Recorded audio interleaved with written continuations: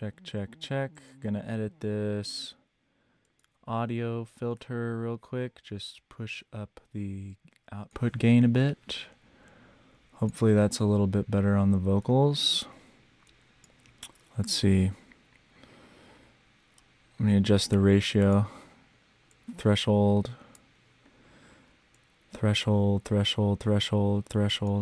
Okay.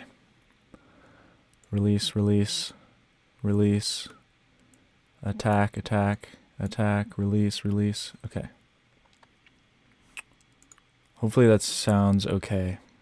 I'm trying to get my voice a little louder. Sorry for that. Hey, I'm Sephiros, and today I'm going to be showing you Addictive Drummer 2 by XLN. I have a couple banks for it. Nothing too fancy, but I have the jazz, a couple of the jazz drum kits, and a funk drum kit. So I'm going to be showing you how to make loops and maybe a few things on what you can do with loops, because loops are really amazing. I use a ton of loops in my music, and I think they're a really amazing place to start for sound design and finding cool grooves. So here is Ableton Live 11, and I have an Addictive Drummer 2 loaded up. I was also making this loop earlier. I'm going to test the gain here.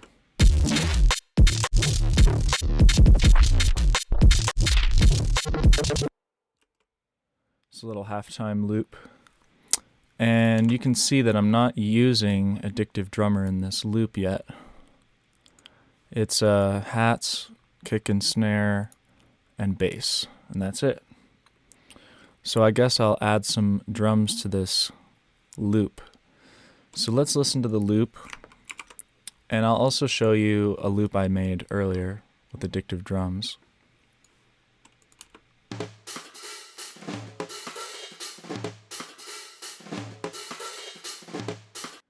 So I made this loop, and I had no idea about adding this to the track that I'm working on. I was actually just, I opened the project later on and was like, I want to make a drum loop. But I think this loop's pretty dry and lacking in percussion layers. Let me loop the whole thing for you.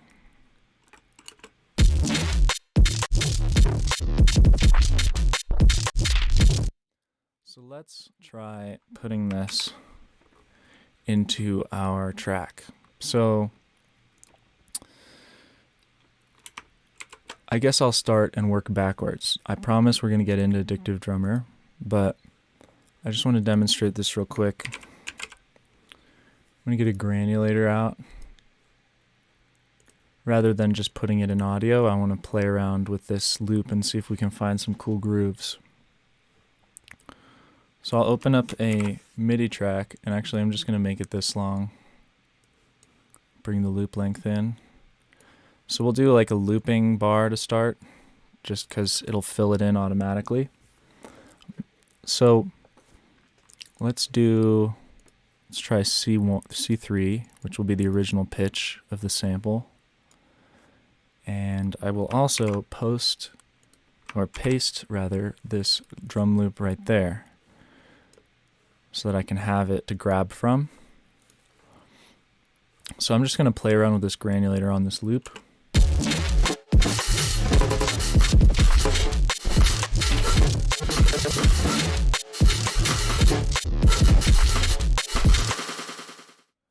So I'm going to play with some of these parameters while I record Automate just with my mouse.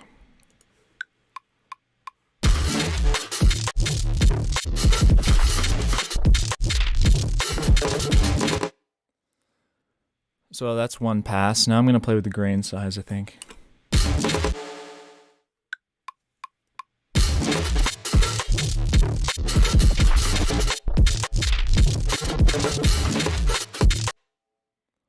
So I think next I'll play with the spray function.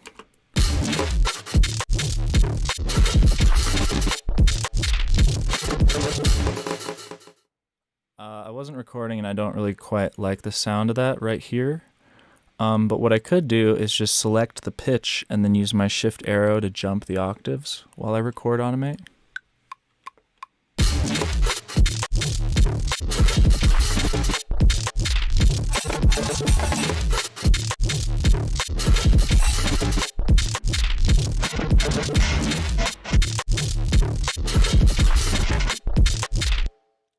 So that was sounding pretty good.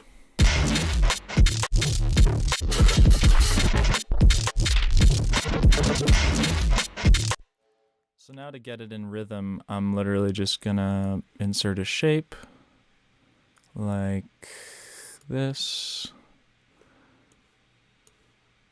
and maybe drag this point out. Let's see.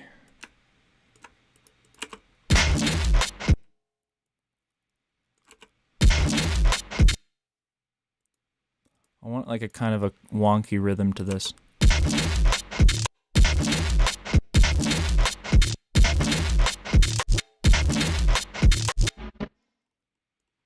So I'll just duplicate that and see where this goes. I'm basically just using the volume to keep the kind of the chaos in an area.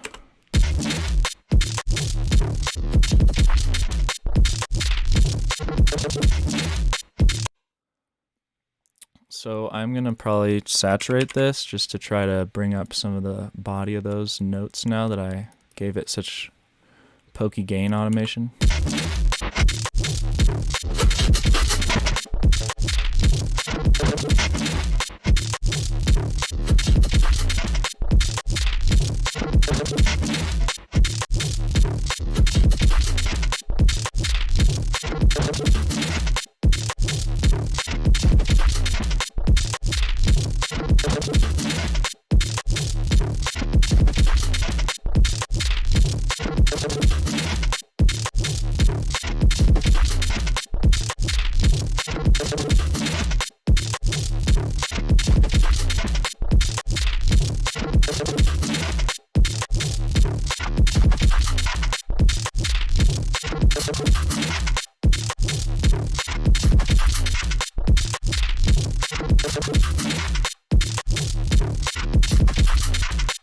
So that's one way I like to create these loops. So now let's load in Addictive Drummer 2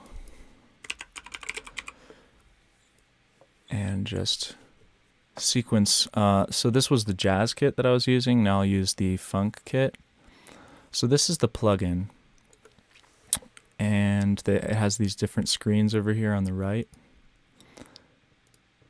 and you can choose your kit if you go to the browser here.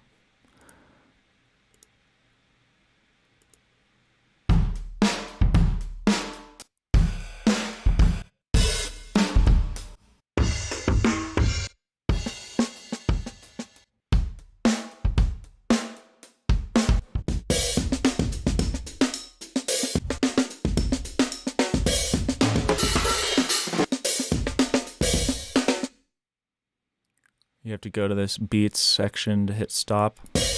There's all these different cool MIDI clips you can choose from.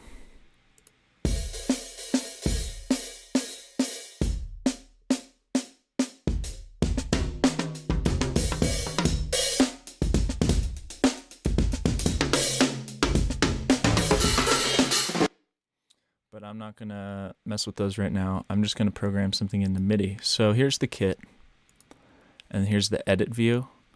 So this is like the zoomed out perspective where you can choose your hi-hat.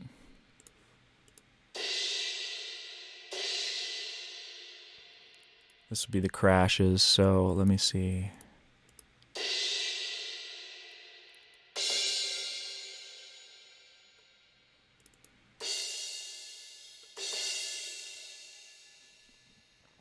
So there's a little gain slider here, and each one has a gain slider.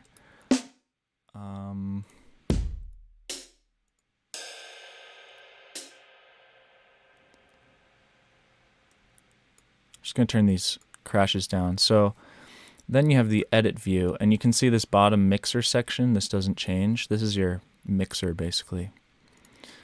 So here we can edit the drums individually by clicking on these little cells here on top of the mixer. And we can also pan them around. So I'm going to draw in some hi-hats. And to find the hi-hats, I'm just going to turn the headphone icon on and scroll this way.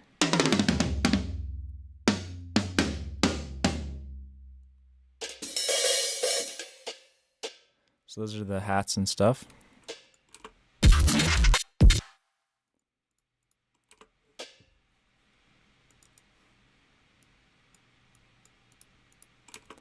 So I'm going to listen to the hi-hat with the other hi-hat and the drums first. I'm using Control to group select these solo buttons.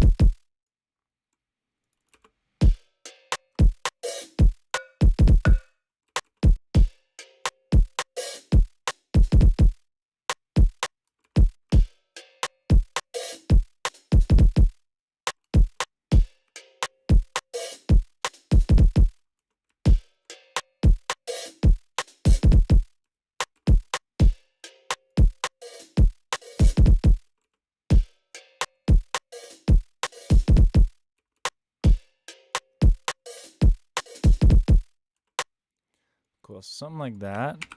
And let's listen to the mix now.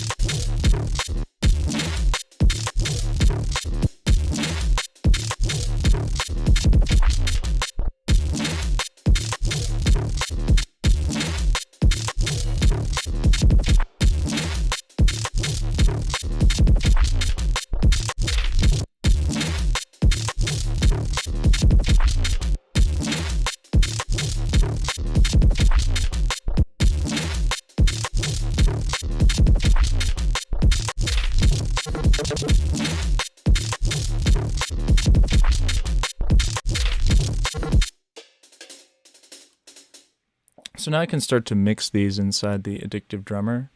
So there's a few things we can change. One is put a high pass after it.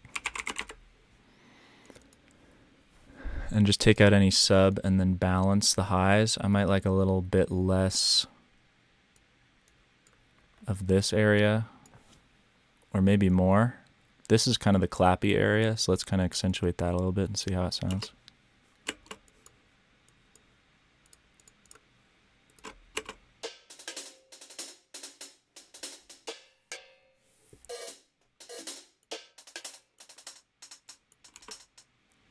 So how this works is there's a direct out going from each one of these, and you can turn them up and down.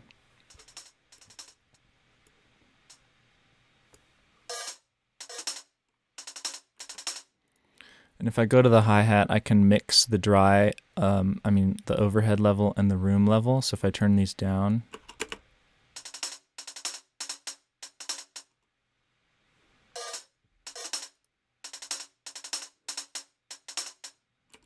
We have a few things. We have the response, which deals with like the amount of samples it's playing. From no hats, you can turn that on and off. Sorry, that says no alts, which means this basically turns off the cycling of the sample playing, and then you obviously have pitch and all this. So I'm just going to mix this in.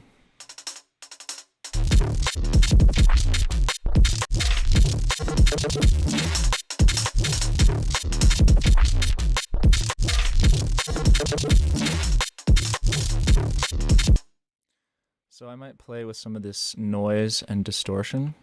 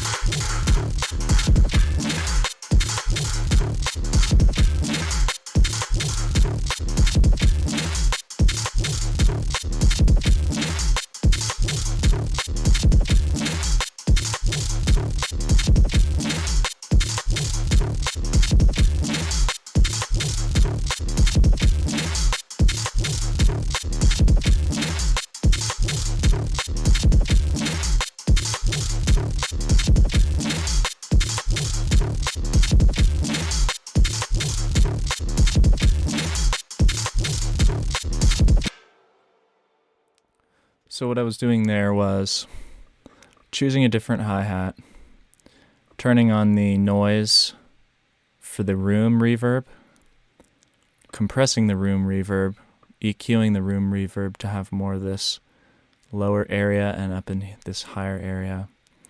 And then I panned the room reverb and leveled it, panned it right. And then I panned the overhead level and turned it way up because I really like how the overheads sound. And we can also play with the pitch.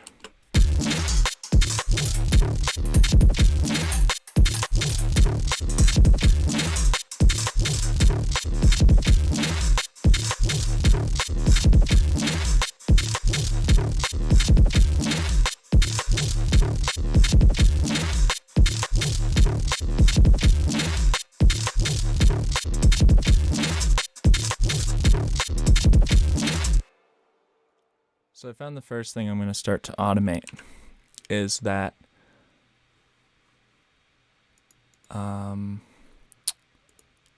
this right here, the attack. Oh, it won't let me configure the attack. It's a little odd.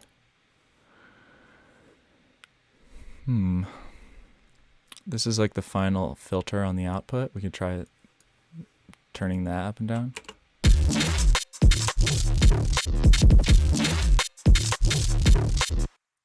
So it will let me automate that. So maybe I'll automate that a bit.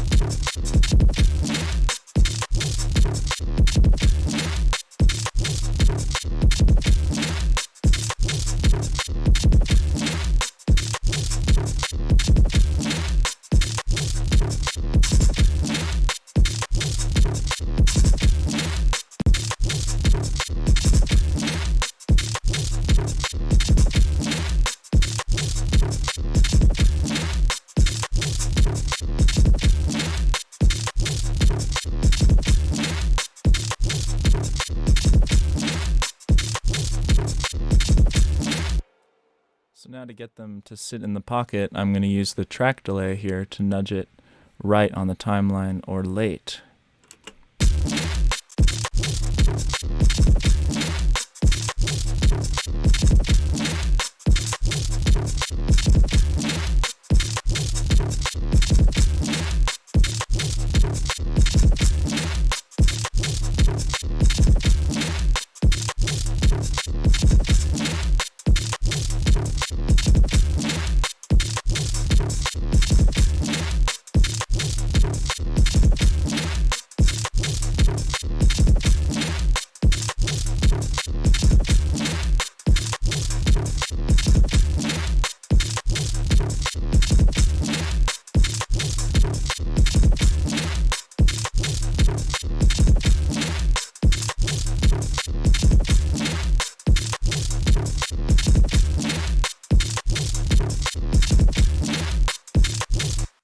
So we can play with the panning.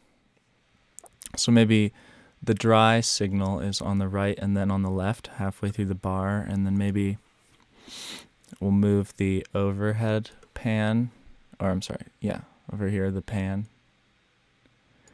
We'll do an opposite kind of curve there. So I'll just paste this up there, and then control and reverse it there.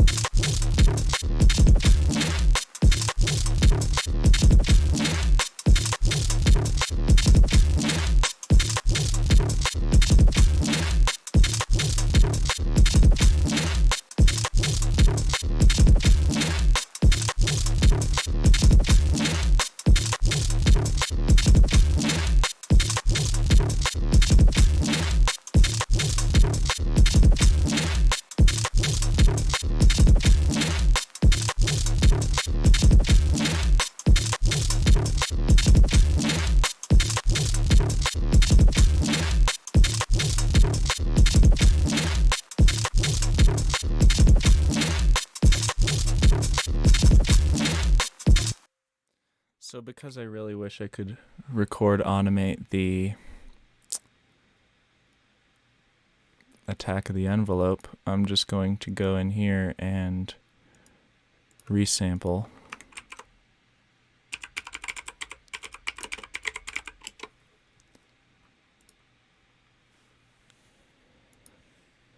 And play with it while I record.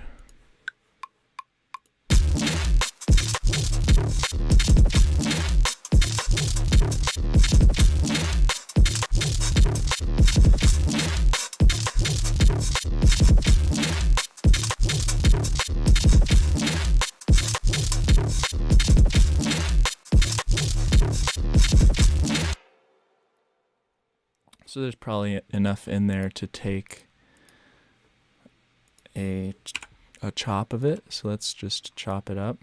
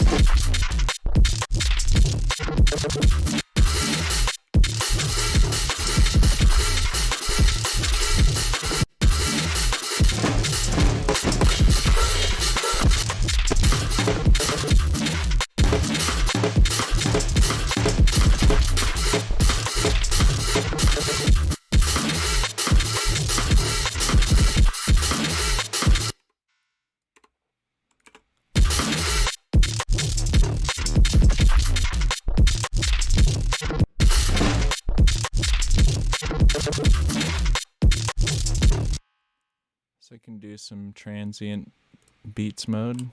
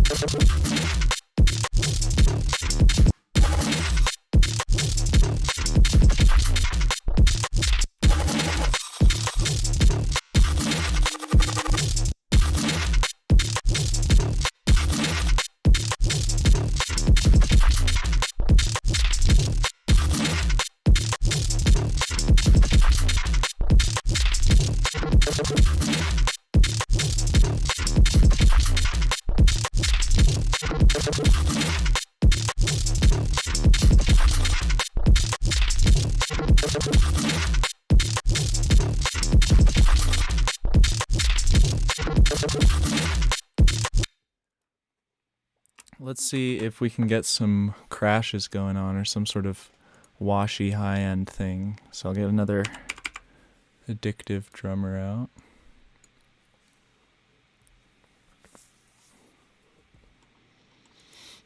And one thing we could do is, it's already in a group. So with the percussion, we could put our sidechain on the percussion.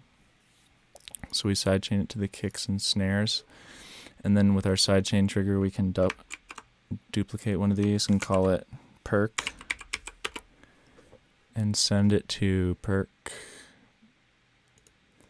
And then we can adjust the sidechain.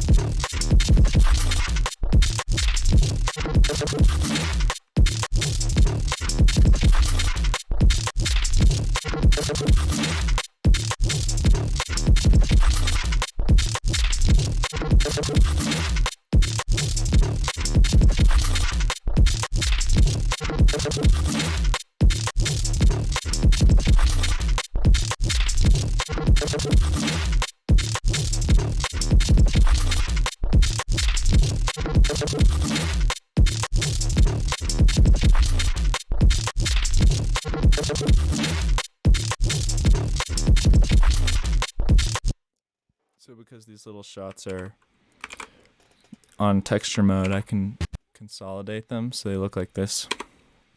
And then mess with them some more maybe.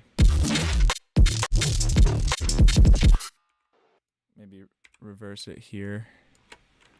Fade it in.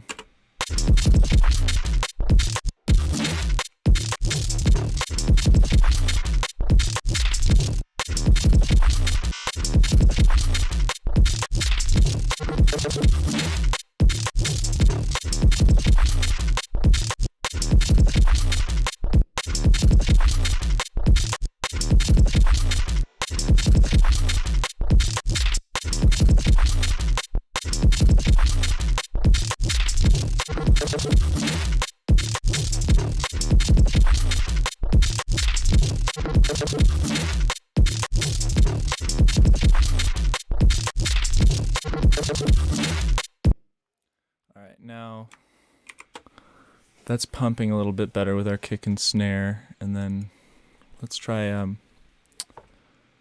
maybe some snares even, some snares.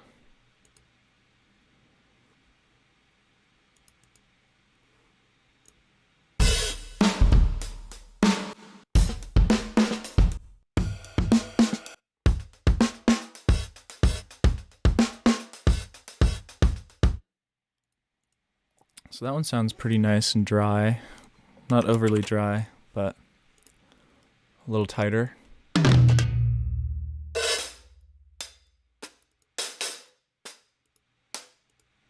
Like that one.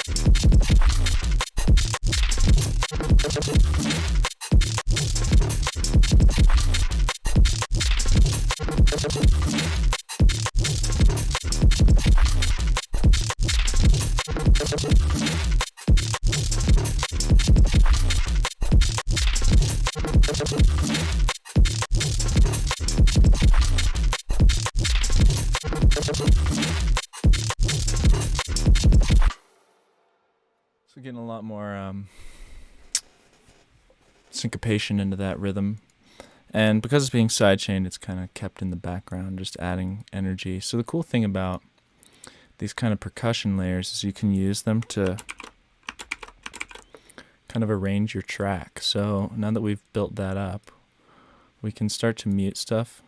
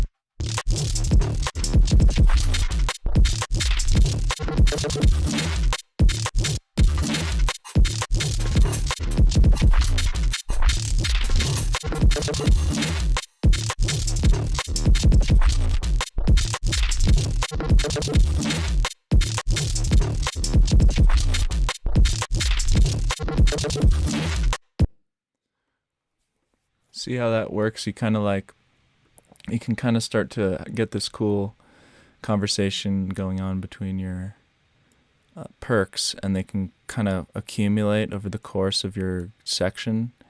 And it's just a really nice way to raise the energy with these nice Lego building blocks.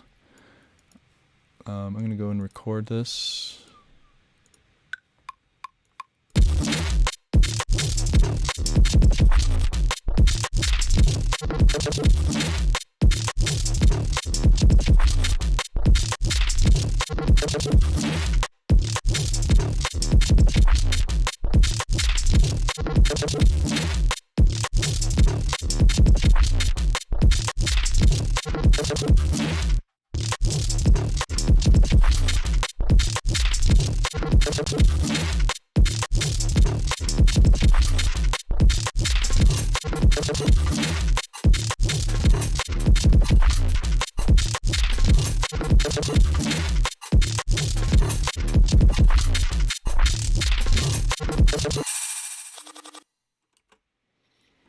That was a cool little ending. I don't know why that happened. So yeah, kind of doing some layered percussion stuff, using the track delay to get it off and out of the way of the drums, of the main drums, and then also side chaining them just a little bit, and